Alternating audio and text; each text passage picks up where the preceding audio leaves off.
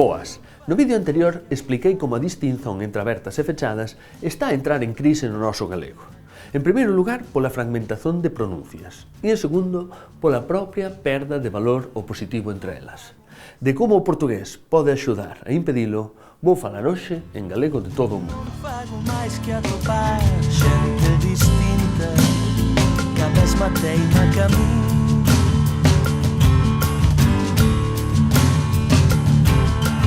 Non fago máis que ouvir outras voces que son a mesma voz. Neste programa temos explicado en moitos vídeos que ter input en cuantidade e cualidade suficiente é fundamental para a lingua, pondo exemplos lexicais e morfosintáticos diso. Neste vídeo usaremos o exemplo fonolóxico das vogais abertas e fechadas. Será que a confluencia da pronuncia galega coa castellana é irreversible? É un tema complexo, que daría para varios vídeos, mas basta a simples observación para perceber que é moito difícil mantermos cualquier trazo diferente daquela lingua á cual estamos expostos en todos os ámbitos formais e informais ao longo de moitos anos se non o ouvirmos en diferentes contextos con moita regularidade. Se non tivermos input suficiente, en definitivo. Na verdade, esta afirmación serve para cualquier ramo da lingua en uso, mas para a fonética, que en xeral é máis involuntaria, máis aínda.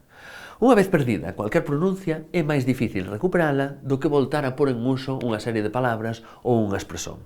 Isto deixa prácticamente á mercé do castellano o noso sotaque no seu conxunto. Basta comparar o galego de cada avó co do seu neto ou neta, mesmo que more na mesma casa, para vos dardes conta disto. Ora, con este panorama tan desalentador, que podemos facer? Preguntarás. Bom, na realidade só temos unha opción, irmos paso a paso, mas dentro dese paso a paso há prioridades, e a distinción entre abertas e fechadas é, sen dúbida, unha delas. Xunto coa nasal velar, por exemplo en e a fricativa palatal, por exemplo en luxo, trátase do único trazo fonolóxico que aínda non confluíu co castellano e é, sen dúbida, o máis emblemático, o que máis claramente distingue unha persoa rural e unha urbana, e o que afecta, de lonxe, o maior número de palabras. Se formos ver, a importancia deste fonema no noso sistema fonolóxico debía ser igual a doutro fonema vocálico cualquer.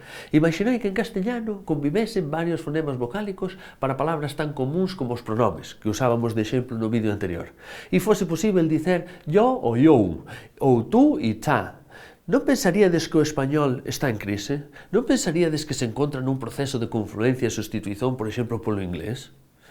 Nos días de hoxe observamos certa desistencia no relativo á valorización da preservación das vogais abertas e fechadas. Por un lado, ao contrario do portugués, que acentúa diferentes revés e revés, a norma escrita do galego oficial decidiu non marcar esta particularidade, parecendo desistir de dar unha axuda para salvar esta particularidade a través da escrita. Por outro, moitas persoas galeguistas que se esforzan en recuperar léxico ou colocar ben os pronomes raramente fan eses esforzos por recuperar as 7 vogais, que dan por perdidas. Eu entendo iso, porque, como expliquei há un pouco, non é fácil ter controlo sobre as pronuncias en xeral e sobre estas en particular. Porén, acontece que, se há marcas fonéticas que aínda teñen futuro no noso galego, esas serán precisamente as que puderen contar coa protección das outras variedades do portugués. Ou o que é o mesmo, contar con input do portugués, onde estas vocais son estáveis na fala e visíveis na escrita. Quer dicer, o portugués, en que a distribuición de abertas e fechadas coincide coas palabras do galego tradicional na esmagadora maioría dos casos, principalmente co galego occidental, debe ser a nosa principal referencia neste campo.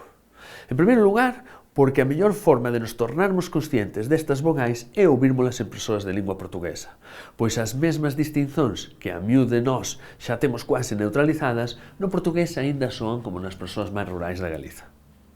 En segundo lugar, porque precisamos de un modelo para ensinar a persoas neofalantes e estranxeiras que o desexaren. A resposta depende da zona do país e pertinente nas aulas de filoloxía ou dialectoloxía, mas non nas de lingua. Mais que atopar xente distinta que a mesma teima que a min.